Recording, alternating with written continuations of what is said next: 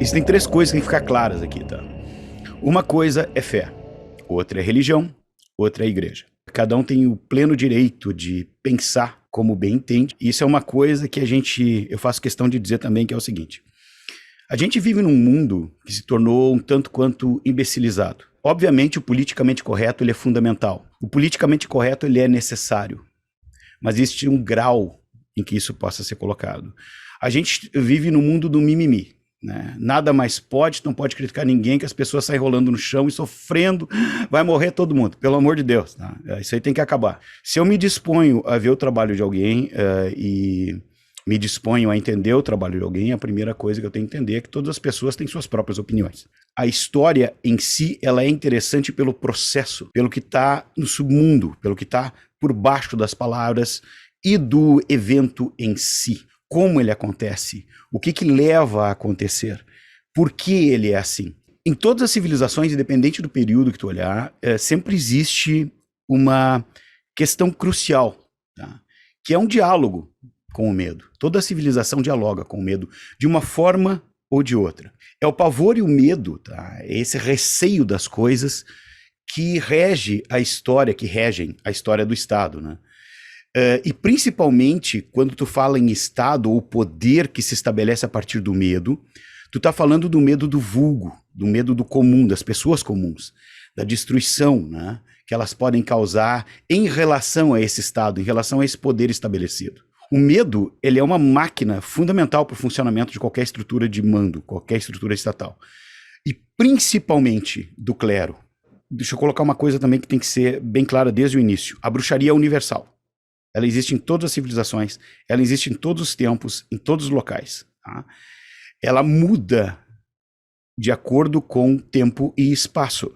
Mas em praticamente todos os lugares do mundo, a bruxaria ela é caçada, ela é perseguida.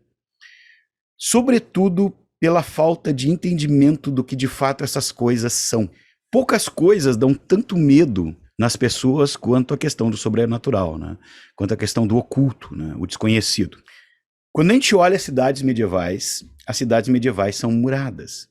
Essas cidades construíam esses muros fundamentalmente para se proteger das invasões humanas.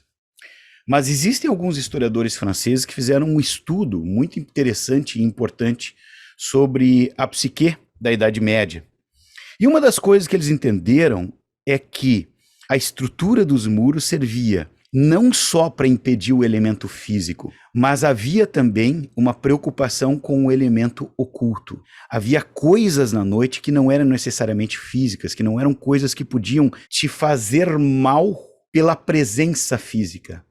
Elas eram malévolas e elas estavam ali com um objetivo de tramar contra o teu físico, sim, mas também contra a tua alma. Como eu falei, embora a bruxaria não seja um fenômeno unicamente cristão, ele vai se tornar um fenômeno gigantesco sob o cristianismo, na medida em que a igreja vai considerar a bruxaria, né, uma ameaça. E como uma ameaça sem precedentes, a igreja vai tomar medidas sem precedentes.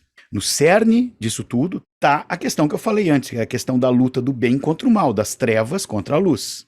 Mas a história crucial por trás disso tudo não está na Bíblia em si. Ela é uma replicação de mitos muito mais antigos, mesopotâmicos. Essa é uma representação de Ishtar, ou Lilith. Tá?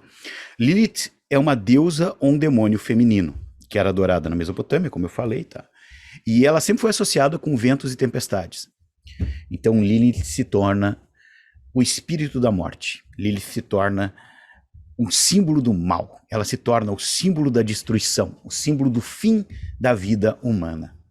E ela sai pelos campos destruindo, matando, etc, etc. Enquanto isso, como não podia deixar de ser, né, a segunda mulher de Adão, né, de novo, a mulher causando problema, vai lá, não era maçã também, mas enfim, pega a maçã, causa todo aquele estrago que a gente conhece na história e na religião. E uma das coisas que a lenda de Lilith determina é que a paralisia do sono não é uma questão unicamente física ou psicológica. A gente tem explicações para a paralisia do sono, mas não é isso que muitas mitologias colocam. Eles colocam que a paralisia do sono é quando Lilith aparece e senta sobre o teu peito. Do ponto de vista histórico, do ponto de vista sociológico, do ponto de vista psicológico, do ponto de vista mitológico, bruxaria existe. Ela é fato, ela é um elemento histórico, sociológico, psicológico, mitológico, ela é um fenômeno social de grandíssima importância. Ela tem características psicológicas, principalmente extremamente fortes, que moldaram sociedades inteiras.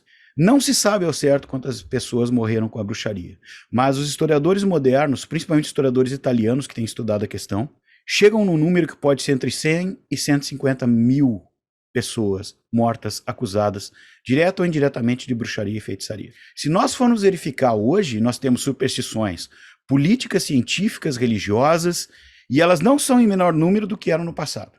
A tecnologia muda, a internet está aí, as bibliotecas estão aí, os livros estão disponíveis, mas a idiotice, a estupidez, a ignorância das pessoas continua a mesma.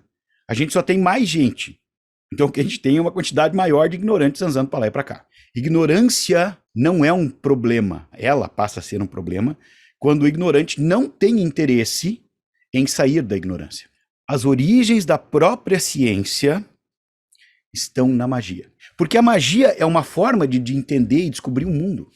A baixa magia ou a feitiçaria é uma aplicação quase tecnológica. Ela é quase uma aplicação mecânica da bruxaria. Ela é quase automática. Tu faz uma coisa, uma ação determinada, que vai ter um resultado determinado. Existe uma prática para isso, existe uma poção, existe um feitiço, existe uma ordenação que faz com que tu faça isso e resulte naquilo. O diabolismo é uma forma de adoração de espíritos malignos, não é qualquer espírito. Sorcerer vem do francês sorcier, que vem do latim sorciarius, que significa adivinho. Magician deriva do latim magia, do grego mageia, e a palavra magos, mageia, depois magia, ela era aplicada aos sacerdotes e astrólogos persas que acompanhavam os exércitos. O que eu quero dizer para encerrar é o seguinte: as pessoas agem com base naquilo que elas acreditam ser verdadeiro. Existe um papel hipócrita aí do Estado e da igreja como poder, né? E que era hipócrita ao ponto de fazer tudo, dar os argumentos, caçar, buscar, mas entregar para o poder secular para que ele sujasse as mãos de sangue.